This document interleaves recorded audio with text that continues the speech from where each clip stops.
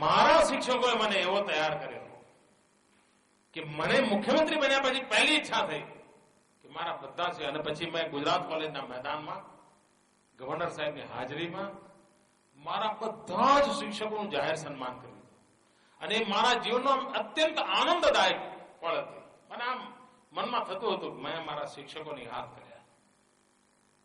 તો મારા શિક્ષક માટેનો ભાવ મારા મનમાં આ છે. નેક્સ્ટ. મારા જવાબો લાંબા થઈ જાય એવું નહીં ભાઈ, નહીં તો પછી બાળકો કંટાળી જાય. ઓનરેબલ ચીફ મિનિસ્ટર, મારું નામ વનરાજભાઈ મંગળભાઈ પરમાર છે. મારી શાળાનું નામ પે સેન્ટર શાળા ભેટાસી છે. મારી શાળાનું નામ પે સેન્ટર શાળા ભેટાસી છે. હું તાલુકો આંકલા, જિલ્લો આણંદમાં અભ્યાસ કરું છું. માનનીય મુખ્યમંત્રી સાહેબ, મારો પ્રશ્ન છે કે અમારા શિક્ષકો વર્ગખંડમાં શાળા ગુણોત્સવ વિશે ચર્ચા કરી રહ્યા હતા. તો આપને આ શાળા ગુણોત્સવનો વિચાર ક્યાંથી આવ્યો? સમજો ને એવો પ્રશ્ન.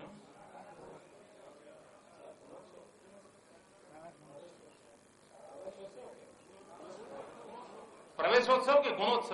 શાળા ગુણોત્સવનો. ગુણોત્સવ.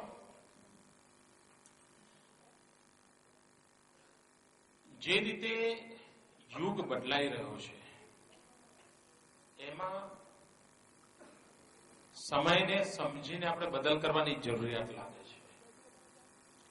અત્યારે શિક્ષણની સ્થિતિ કેવી છે એનું વર્ણન નથી કરતો, પરંતુ જો નિરંતર એમાં સુધાર ન થાય,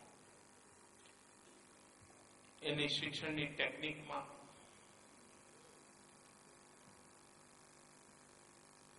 કુલ મિલાકર કે વાતાવરણ બની ગયું છે માર્ક્સ મેળવવાનું. અને તેથી મારા મનમાં પ્રશ્ન ઉઠે છે કે જીવનમાં વધારે કઈ ચીજની જરૂરિયાત? ગુણની જરૂરિયાત વધારે કે ગુણાંકની જરૂરિયાત વધારે? જીવન સફળ શેનાથી થાય? ગુણાંકથી થાય કે ગુણથી થાય? શિક્ષણ સફળ શેનાથી થાય? તો શાળા કેટલા પર્સન્ટેજ રિઝલ્ટ લાવે છે એનાથી, કે શાળામાંથી નીકળેલા વિદ્યાર્થીઓ કેટલા ઓજસ્વી, તેજસ્વી, સામર્થ્યવાન છે એનાથી?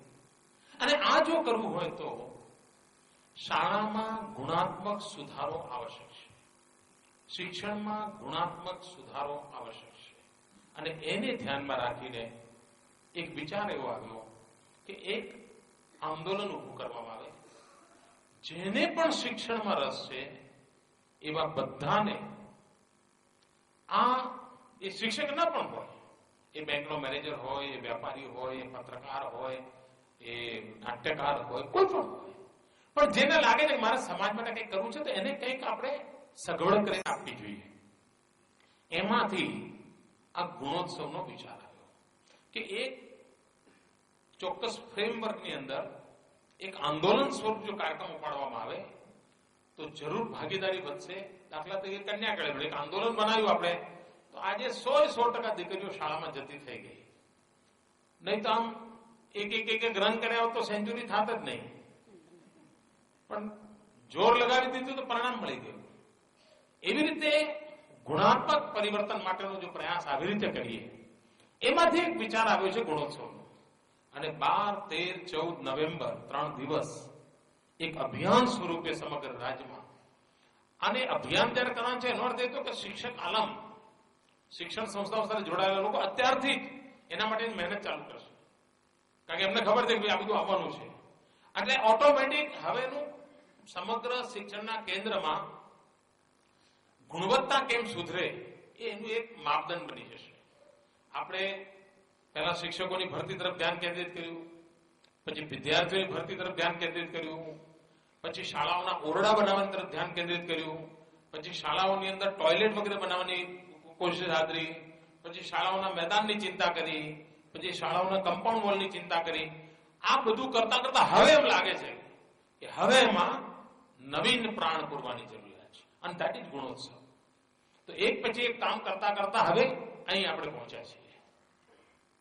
હું પંચમહાલ જિલ્લામાં કોકંબા તાલુકા શાળામાં અભ્યાસ કરું છું. 7મા ધોરણમાં અભ્યાસ કરું છું. મારો પ્રશ્ન છે કે તમે નાના હતા ત્યારે તમને વાર્તા સાંભળવી ગમતી હતી? તમને કોણ વાર્તા કહેતું હતું? તમને કઈ વાર્તા વધુ ગમતી હતી? એમનો પ્રશ્ન છે કે તમને વાર્તા ગમે છે, અને બીજો પ્રશ્ન છે વાર્તા કોણ કહેતું હતું. કોઈ બાળક એવું ના હોય જેને વાર્તા ના ગમતી હોય. ઘણી વાર શિક્ષકો ક્લાસરૂમમાં તૈયારી કર્યા વગર આવે ને,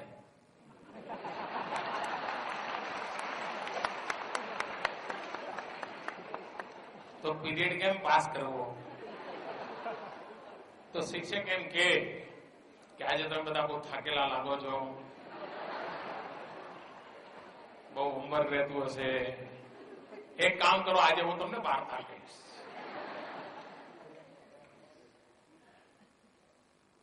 વિદ્યાર્થીઓને ગમતું હોય, શિક્ષકને પણ ચાલી જાય